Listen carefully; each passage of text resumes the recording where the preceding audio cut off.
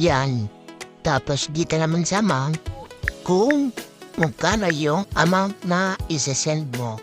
At pagkatapos mo ma-type ang amount, i-disable mo lang tong protect your transaction for 30 days. Kasi di natin kailangan yan kung sigurado naman tayo sa pagsisinda natin ng amount. Ngayon naman, i-click mo na itong next. At yan, dito, i-check mo ang pangalan kung tugma ba yung pangalan na sisendin mo na ang amount. At kapag tama naman ang pangalan, i-check mo lang itong details are correct na nasa ibaba.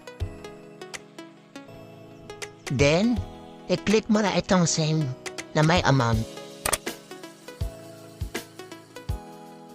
At yan, ito na yung resibo.